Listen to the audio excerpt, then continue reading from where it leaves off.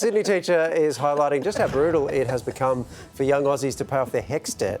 Alicia Romijn says hers has risen from $70,000 to $81,000 thanks to indexation, and that's despite years of making regular payments. A recent survey found that 63% of Aussies are concerned about their ability to pay off their student loan. And Alicia joins us now. Alicia, how stressful is your HECS debt for you?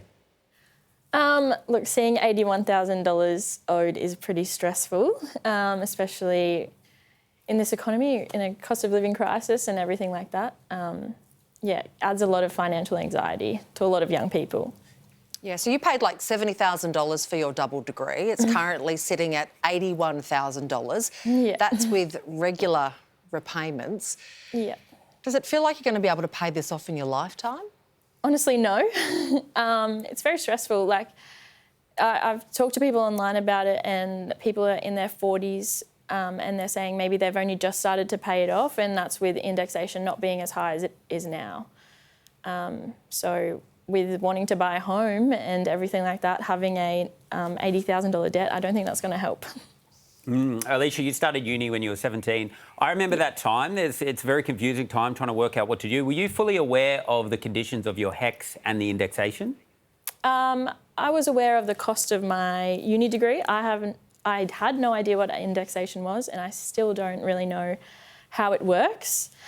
Yeah, you're 17, you're just so excited that you got into uni and that you're going to be studying whatever it is that you chose to. You're not really sat down and told the terms and conditions of this loan, which is, yeah, catches up with you later.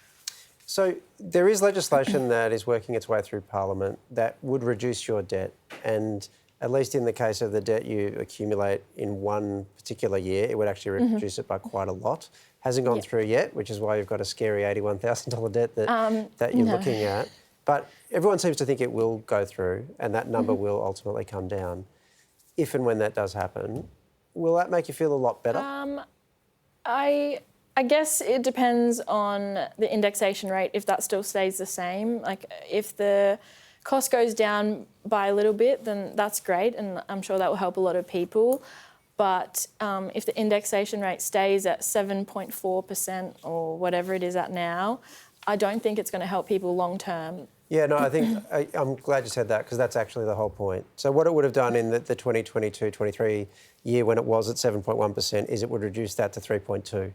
And that will happen retrospectively. So that would reduce your debt, and then it would reduce from the last financial year down about 0.7% and so on. So you could see overnight, if it passes, you could see $81,000 reduce significantly. Would that change the equation for you?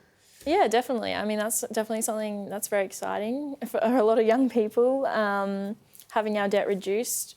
But I guess it's only something that we can hope for. It's not something that's set in stone right now. Yeah.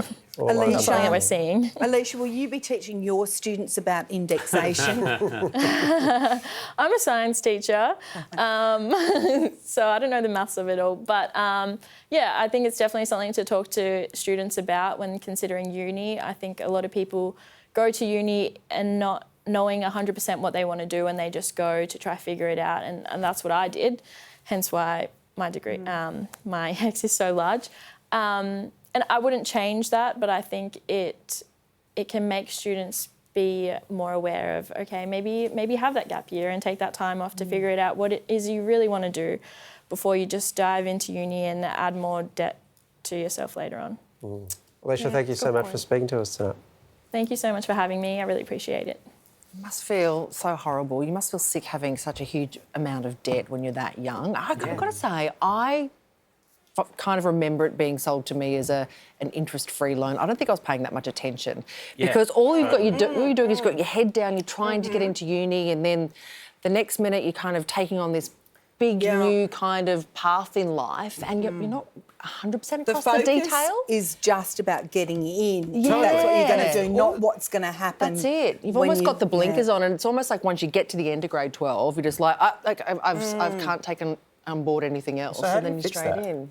Because I think it would actually help if they sat down, like, and I don't know if they do it these days, well, clearly not, but a careers counsellor saying, look, this is how high it could get, so make sure you're really keen to study Make this. sure it's what you want to do. Yeah, and Yeah. I seem to remember getting that lecture when I was at school. I don't know if it's dropped. Yeah, I reckon. Yeah, Maybe I didn't understand it, but I figured Yeah. out. I just ticked the box. Here I am. That's how it works.